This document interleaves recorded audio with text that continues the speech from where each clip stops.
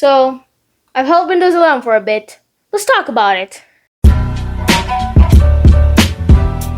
So I've been using Windows 11 for a couple of days now, and now it's time to tell you the reaction to it and the key features. So make sure to subscribe to my channel and turn on those notifications. And let's begin with this video. And obviously you know by now of the Microsoft cycle of Windows XP being great, then Windows Vista, not that great, then Windows 7, great. But with Windows 8 the tiles, not that great, then Windows 10 was great. Now Windows 11, no hard feelings Microsoft, but this is the time to change that cycle. And Windows 11 is coming a free upgrade to your PC or laptop this year. And personally, I am a Windows user and I've been using Windows 11 for school purposes, editing, mostly all of that. And I'm going to be sharing my personal review of what Windows 11 is, what is good about it, what is bad about it, and what's so not. So stay tuned to the end for more details. Now one of the main changes is the taskbar. Now the icons are now in the middle except for the left side. So it's just like a Mac OS. So in like Mac OS, you obviously have your icons in the middle, but this time Windows took it over and brought it in the middle as well. So I think there's a little bit of collaboration in Mac and Windows, because the transition of Windows 11 from like minimizing the tab, it's also same as a Mac. It's like very much same, and I got it like from a preview build, so you might not say that it is actually the real Windows 11 build, because you know they might make some changes later on. So I think the transition of minimizing the tabs, it's a lot similar as Mac. And now the second thing is your modern style settings tab.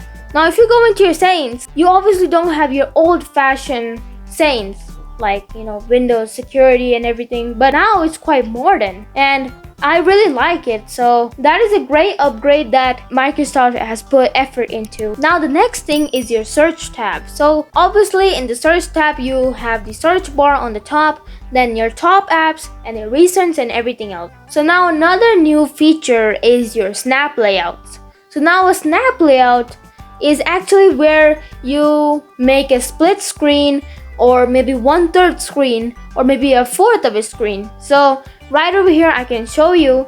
So there is a half screen where I can jam it up on the side, and there I have a split screen.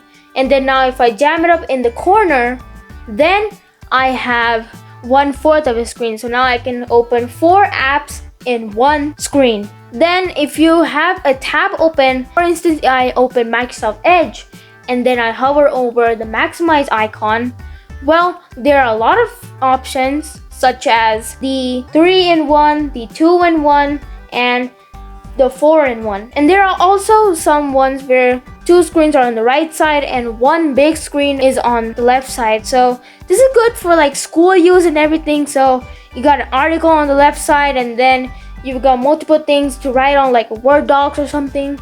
So I really like this, and you know schools are going to be starting lately, so this is quite a good job that Microsoft has done. So well, thank you Microsoft. Now the Windows Explorer has a vast change to it, because if you take a closer look at the folders, it is actually now not 3D. So before it was like an open folder, but now it's just like a folder, just like a Mac. So this is another sign of a collaboration of Microsoft and Apple. And the notification panel on the bottom right has a vast change to it, because it is now more simpler, but I still regret that it does not have that many features as Windows 10 had. So with all the Bluetooth in one place and then Wi-Fi and then airplane and all that, but there's some missing features such as like, you know, nearby share or anything else. So I prefer that Windows 10 was much better in the notifications tab menu. What do you think? Drop it out in the comment box below if you think that this notification panel is great or the Windows 10 is. Now the Microsoft Store has been updated as well. So if you can see, the search bar is now in the top middle, and then you have your whole big home screen and with all of your tabs on the side. So there's quite a bit of a change in that. One more key feature that Microsoft has removed in this update is your task manager. So remember when in Windows 10, you obviously have to right click on your taskbar and then you will get to your task manager. But now you have to actually right click on the Windows icon and then you can get to task manager and everything else like disk management and everything. So in Windows 10, if you would have right clicked on the window icon, it would have still brought up the task manager, but for me, I always go to the taskbar to actually right click and open task manager. So it's quite a bit of a delay for me, but later on I will get used to it. But overall, I think that Microsoft has changed a lot of things, and with those changes, it has brought a decent new Windows upgrade. Now this will be available as a free update to Windows 10 users later on this year. But if you can't handle the wait, well, check out this video and it talks about all about how to download it free and from Microsoft, and you can download it like basically right now. So make sure to watch this video Now for this to download, you obviously need to meet the requirements.